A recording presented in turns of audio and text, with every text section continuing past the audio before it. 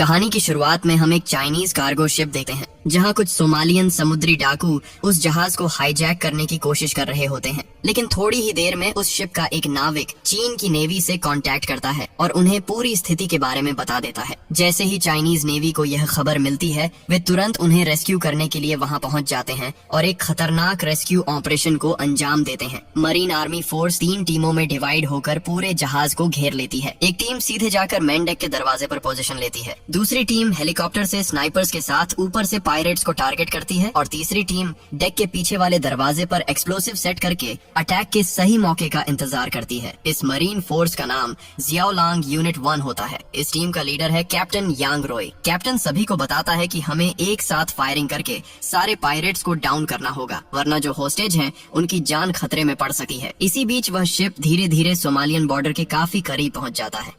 तभी कुछ सैनिक देखते हैं कि जहाज का जो फ्यूल सिस्टम है उसे समुद्री डाकू ने जाम कर दिया है, जिसकी वजह से शिप को किसी भी तरह रोका नहीं जा सकता।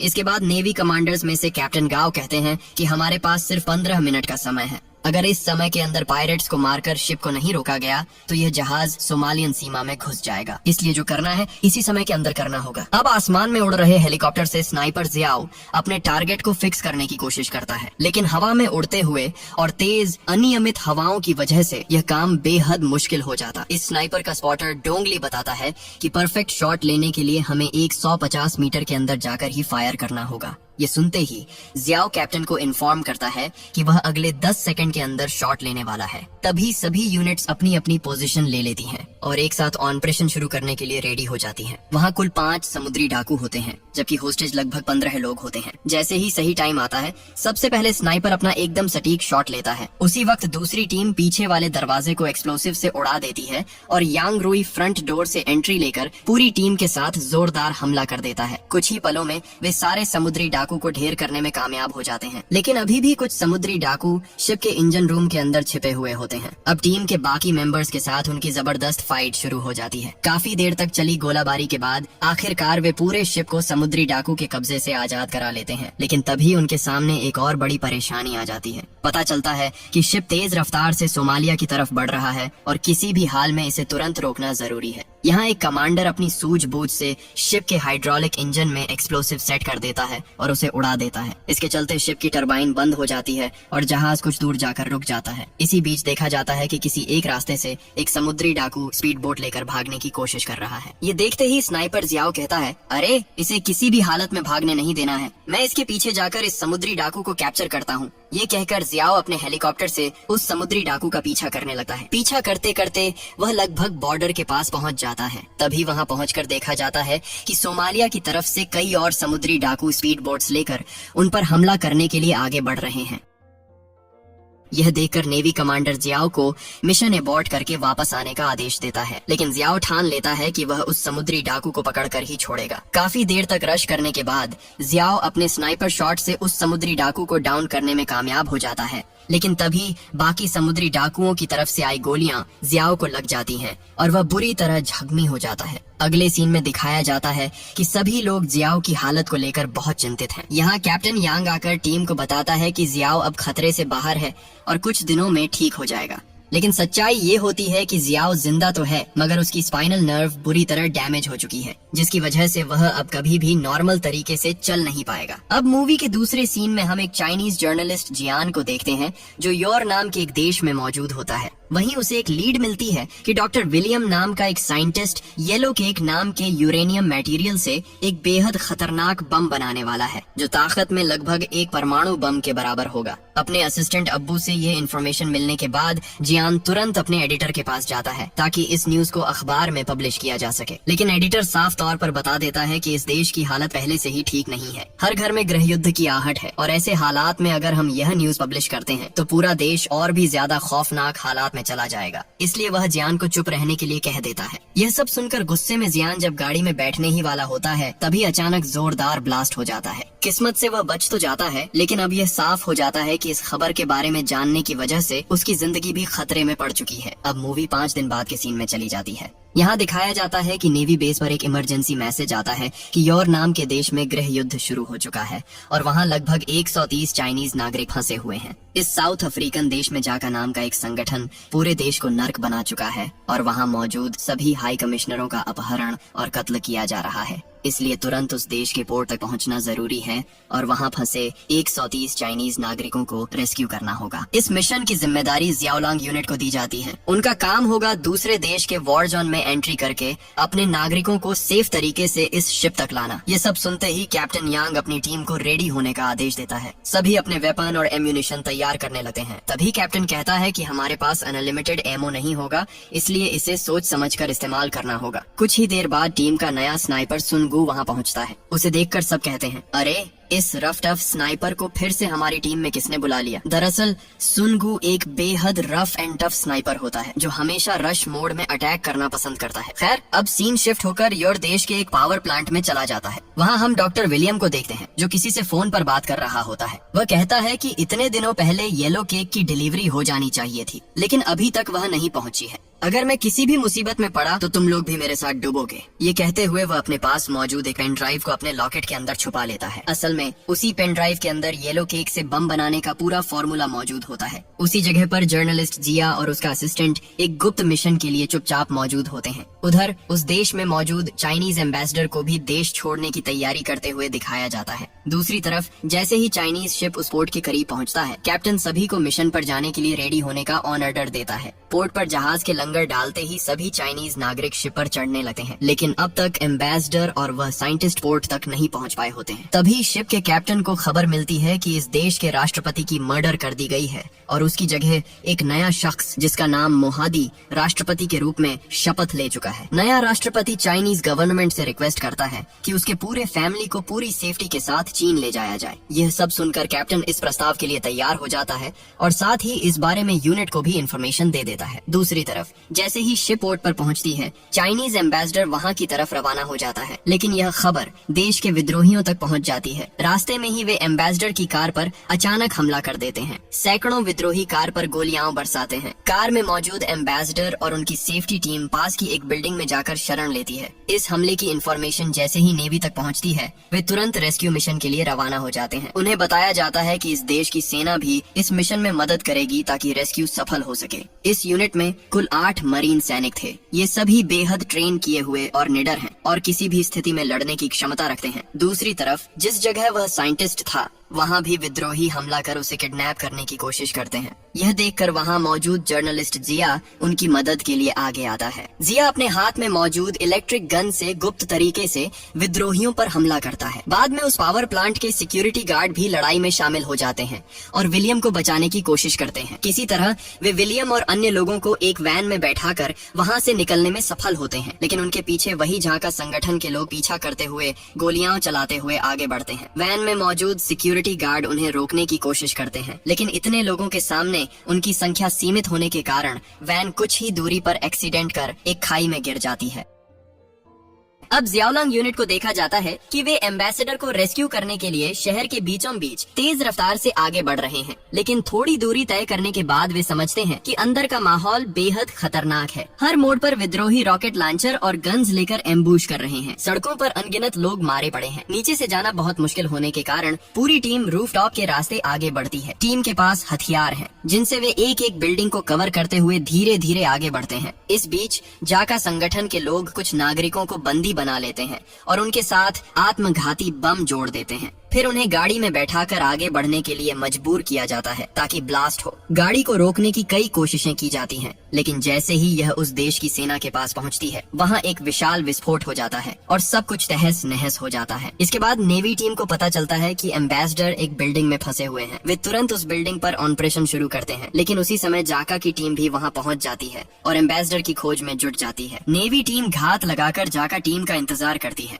जब विद्रोही पथराव करते हुए गोली चलाते हैं तब अचानक नेवी टीम उन पर हमला कर देती है और कुछ ही पल में सभी को नष्ट कर देती है। इसके बाद वे सभी लोगों को रेस्क्यू करके नीचे ले आते हैं ताकि उन्हें गाड़ी में बैठाया जा सके, लेकिन वहाँ भी विद्रोही रॉकेट लॉन्चर से रास्ता रोकने की कोशिश करते हैं। फ्रंट लाइन में मौजूद सभी नेवी मरीन भी अपने हथियारों से लगातार फायरिंग करते रहते हैं। यह समझ पाना मुश्किल होता है कि गोलाबारी किस दिशा से हो रही है, लेकिन अंततः कई गोलियों के बाद वहाँ मौजूद सभी विद्रोहियों को नेवी मारने में सफल हो जाती है और एम्बेसडर को शिप पर सेफली ले जाया जा सकता है। इसके बाद फिर से विलियम और जर्नलिस्ट के सीन को दिखाया जाता है। यहाँ देखा जाता है कि वे सभी घायल होकर जमीन पर पड़े हैं। जिया जब होश में आता है तो वह सभी को बचाना चाहता है, लेकिन तभी विद्रोही टीम वहाँ पहुँच जाती है। जिया अपना फोन गाड़ी में छोड़कर पास की एक चट्टान के पीछे छिप जाता है। असल में जिया ने फोन वहीं इसलिए रखा था ताकि गाड़ी जहाँ भी जाए वह बाद में उसका लोकेशन ट्रैक कर सके। विद्रोही टीम विलियम समेत कुछ लोगों को लेकर चली जाती है। इसके बाद जिया दूसरे फोन से हेल्पलाइन पर कॉल करता है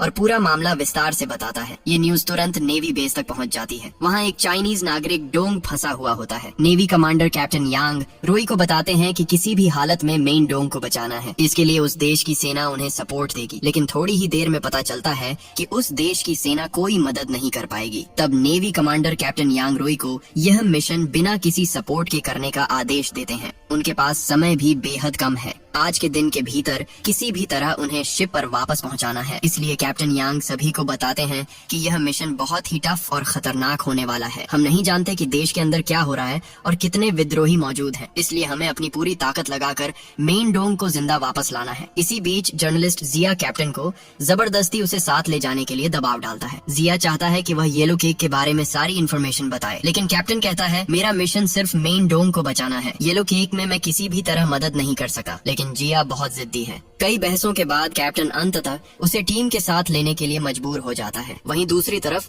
नया राष्ट्रपति और उसका फैमिली पोर्ट की तरफ बढ़ रहा होता है। एक स्पाई यह सब देख लेता है और जाकर ग्रुप के लीडर शायद को सूचना देता है। शायद तुरंत एक वीडियो भेजता है नेवी बेस को। वीडियो में वे धमकी देते हैं कि अगर राष्ट्रपति का फैमिली उनके हवाले नहीं किया गया तो इन चाइनीज नागरिकों की हत्या कर दी जाएगी। इसके बाद वे जिया के असिस्टेंट अब्बू की गर्दन काट कर एक डेमो दिखाते हैं। यह देखकर कमांडर पूरी तरह गुस्से में फूट पड़ते हैं। अब सिर्फ जियाओलांग यूनिट ही सभी को बचाने में सक्षम है। इसके बाद जियाओलांग यूनिट उस देश की सेना के साथ एक मरु घाटी के रास्ते से आगे बढ़ती है। असल में वे उस आर्मी कॉन्वॉय को एस्कॉर्ट कर रहे थे, लेकिन थोड़ी ही दूरी तय करने के बाद जाका की टीम अचानक उन पर मोर्टार हमला कर देती है। कुछ समझ पाते कि इससे पहले ही जाका उनकी गाड़ियां ब्लास्ट करना शुरू कर देती है। मोर्टार हमले के बाद भारी गोलाबारी शुरू हो जाती है। जाका की टीम ने उन्हें चारों तरफ से घेर लिया होता है। उनकी गोलियों की बौछार में वहाँ मौजूद सैनिक एक एक करके गिरने लगते हैं। चाइनीज कमांडोज किसी तरह खुद को कवर में छुपाए रखते हैं। जब नेवी टीम खुद को नीचे फंसा हुआ देखती है तो सभी मिलकर एक ऊंची जगह की तरफ बढ़ने लगते हैं, लेकिन अब भी लगातार मोर्टार शेल उन पर गिरते रहते हैं। इसी दौरान एक मोर्टार शेल उस बस पर गिरता है जिसमें उस देश के कुछ रेस्क्यू किए गए नागरिक मौजूद होते हैं। बस पूरी तरह तबाह हो जाती है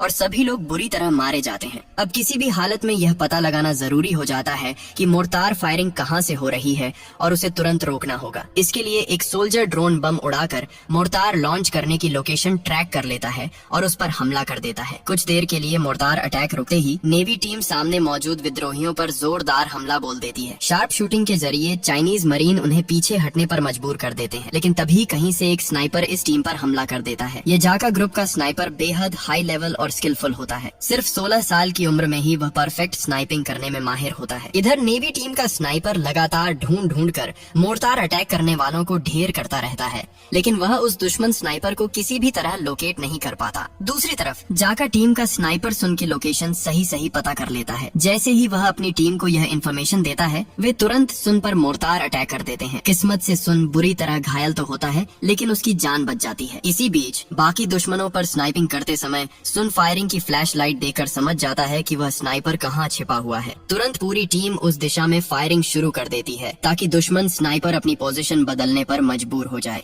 वहीं सुन अपनी स्नाइपर राइफल के साथ एक सही मौके का इंतजार करने लगता है। जब जाका का स्नाइपर समझ जाता है कि वह फंस चुका है तो वह एक मिरर की मदद से सुन की आंखों में फ्लैश मारकर भागने की कोशिश करता है, लेकिन जैसे ही सुन अपना शॉट लेता है गोली जाकर उस स्नाइपर का कान उड़ा देती है। किसी तरह वह अपनी जान बचाकर वहां से भाग निकलता है।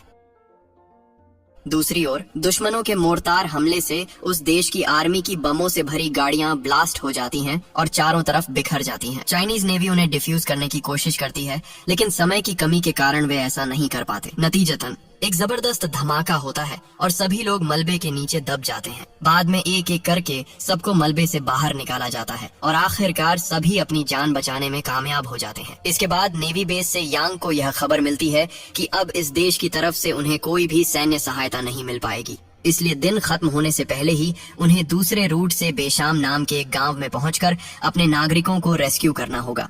कमांडर का आदेश मिलते ही वे अपनी एक गाड़ी तैयार करते हैं और बेशाम नाम के उस गांव की तरफ निकल पड़ते हैं जहां उनके नागरिकों को बंधक बनाकर रखा गया है। उधर जाका का लीडर शायद उस साइंटिस्ट विलियम से बात करता हुआ दिखाया जाता है। वह विलियम से उस पेन ड्राइव के बारे में पूछता है जिसमें बम बनाने का फॉर्मूला रखा हुआ था। जब विलियम मना कर देता है तो उसे अलग अलग तरीकों से टॉर्चर किया जाता है। आखिरकार विलियम बता देता है कि वह पेन ड्राइव रेगिस्तान के बीच कहीं गिर गई थी। ये सुनते ही जाका की टीम उस पेन ड्राइव को ढूंढने निकल जाती है। दूसरी तरफ जियाओलांग यूनिट उस गाँव के काफी करीब पहुँच जाती है। वहाँ एक घर में घुसते ही वे सबसे पहले कुछ लोगों को मार देते हैं जिन्होंने पिछले हफ्ते उस घर की लड़कियों को बंदी बनाकर रखा था। दरअसल इसी घर में खाना बनाया जाता था और उसे झाका के मेन बेस तक पहुंचाया जाता था। यहीं पर जिया बताता है कि इस झाका बेस में लगभग 150 सैनिक मौजूद हैं। उनके सामने हमारी यह 8 लोगों की टीम किसी भी हालत में ज्यादा देर तक टिक नहीं पाएगी। लेकिन यांग साफ कह देता है भले ही हमें खुद शहीद होना पड़े, लेकिन किसी भी हालत में हमें अपने नागरिकों को बचाना ही होगा। इसके बाद वे सभी मिलकर यह प्लान बनाने लगते हैं कि इस नामुमकिन से लगने वाले मिशन को आखिर किस तरह अंजाम दिया जाए। सुन कहता है मैं तुम्हें बेस के बाहर से कवर दूंगा और हम सभी उसी तरह का ड्रेस पहनकर अंदर घुसेंगे जैसे वे पहनते हैं, ताकि कोई हमें देखकर पहचान न सके। हमारा मुख्य टारगेट ये होगा कि किसी भी तरह की लड़ाई में न पड़ते हुए तकनीकी तरीके से मेन डोंग को वहाँ से बाहर निकालना, क्योंकि हमारे पास जो मात्रा में एम्यूनिशन है उसके साथ सभी विद्रोहियों के साथ लड़ना असंभव है। किसी भी हालत में मेन डोंग को गुप्त तरीके से बेस के पीछे ले जाना होगा और उसी की गाड़ी में उन्हें यह एरिया छोड़कर बाहर जाना होगा। लेकिन यह ध्यान रखना होगा कि अगर हम पकड़ लिए गए तो आखिरी राउंड तक हमें इस लड़ाई को जारी रखना होगा। सभी ने प्लान को स्वीकार कर लिया और अब यह 8 निडर नेवी मरीन सोल्जर्स एक नामुमकिन मिशन की तरफ बढ़ते हैं। टीम सभी छद्मवेश में घुसती है और जाका के रास्तों में प्रवेश करती है। वे खाना देने का बहाना बनाकर पहुंचते हैं उस होस्टेज रूम में जहां मेन डोंग को बंदी बनाया गया था। वहां जिया उसे चुपचाप बता देता है चाइनीज नेवी यहाँ तुम्हें बचाने आई है, इसलिए जैसे मैं कहूँ वैसे काम करते रहो। इसी बीच एक अन्य सोल्जर खाली ट्रक देकर उसे होस्टेज रूम के पास खड़ा कर देता है ताकि ट्रक के जरिए सभी को बाहर ले जाया जा सके। सभी वहीं इंतजार करते हैं मेन डोंग के आने का, लेकिन पहाड़ की चोटी पर एक अन्य सैनिक नेवी बेस के साथ कम्युनिकेट कर रहा होता है। वह देखता है कि उनके एंटीना को किसी ने पेड़ों और झाड़ियों से छुपा दिया है। असल में यहाँ जाका के लोग समझ जाते हैं कि यह चाइनीज आर्मी बेस में घुस आई है। यह इन्फॉर्मेशन वे शायद तक पहुँचाते हैं।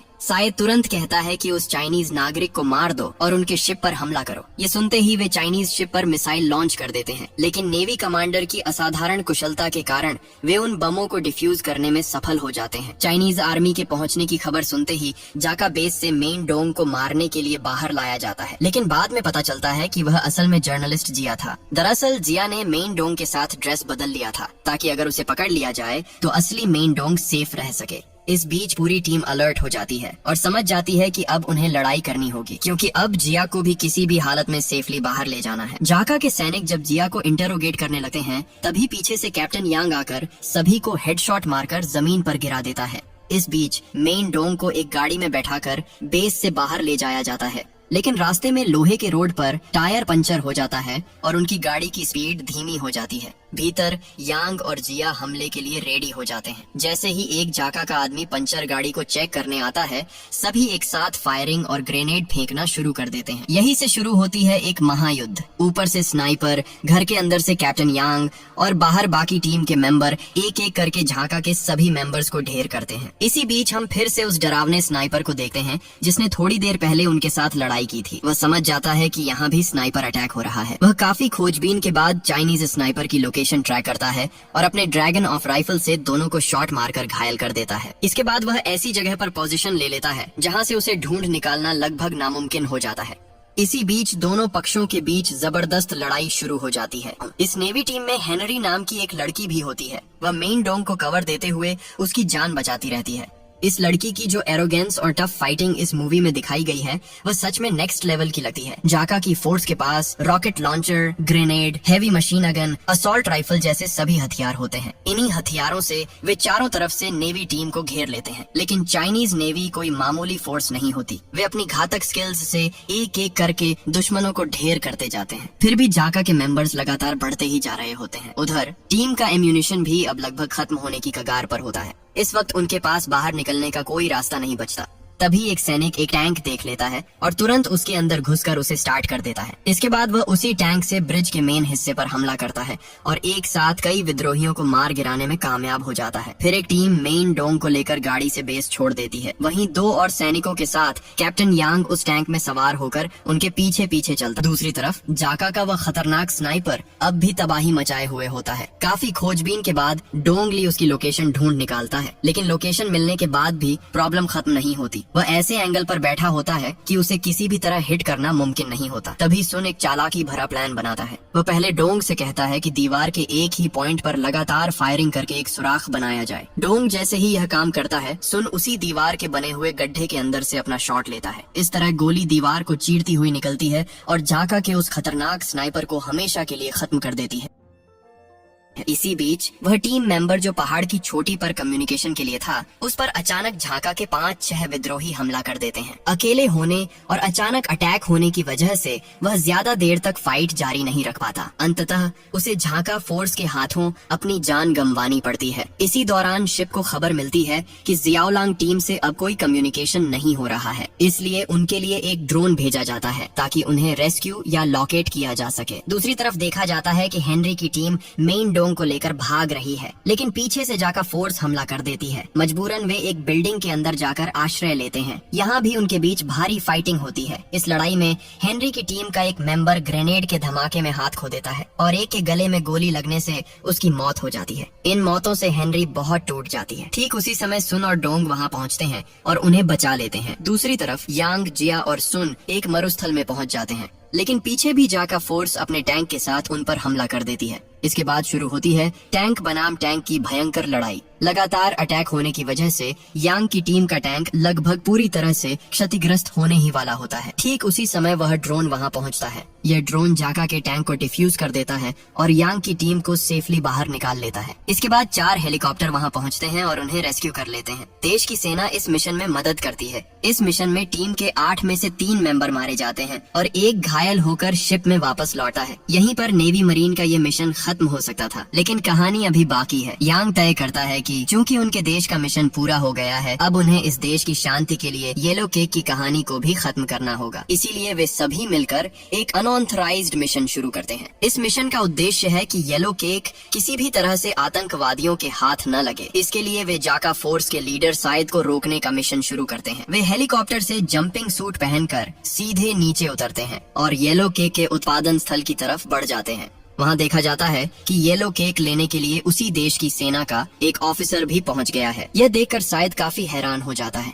वह अपने पास रखा वह फॉर्मूला उन्हें दे देता है, लेकिन उसी समय जाका फोर्स शायद को फोन करके कहती है कि वे उसके साथ बिट्रे करके सभी को मार डालो। आदेश मिलते ही जाका फोर्स उन पर हमला कर देती है। इसी बीच यांग अचानक हमला करता है और शायद को बंदी बना देता है। इधर हेनरी पहले ही एक गाड़ी के नीचे छुपकर येलो केक की शिपमेंट वाले एयरप्लेन में पहुंच चुकी थी। जैसे ही यांग का ऑर्डर आता है, वह भी वहां हमला करती है, लेकिन वहां एक विशाल विद्रोही के साथ उसने काफी लड़ाई की और वह किसी तरह पीछे हट नहीं रहा था। कई फाइटिंग के बाद हेनरी चीनी रेसलिंग का इस्तेमाल करते हुए उस विद्रोही की गर्दन का हड्डी तोड़ देती है और उसे मारने में सफल होती है। लेकिन इसके बाद एक और विद्रोही हेनरी को हाईजैक करके होस्टेज बना लेता है। इसी बीच यांग शायद को लेकर उस प्लेन के पास पहुंचता है। विद्रोही हेनरी को होस्टेज बनाए हुए शायद को छोड़ने के लिए दबाव डालता है। तभी दूर से एक स्नाइपर देखकर जल्दी निर्णय लेता है और हेनरी को बचाते हुए विद्रोही को हेडशॉट मार देता है। अंततः कोई और रास्ता न बचते देख शायद खुद सुसाइड कर लेता है। इसके बाद जाका फोर्स फिर से उन पर हमला करने लगती है। इस मौके पर हेनरी प्लेन में मौजूद एक रॉकेट लॉन्चर से उन पर हमला करती है